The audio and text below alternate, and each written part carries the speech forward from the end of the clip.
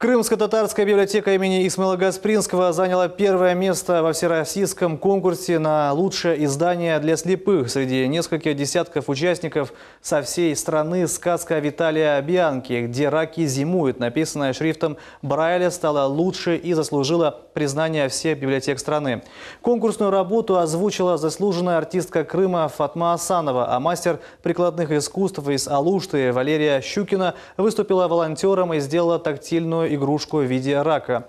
Кстати, саму сказку участники конкурса подготовили сразу на 3 языках – крымско-татарском, украинском и русском. 30 страниц для слабовидящих и слепых стали гордостью Крымской библиотеки.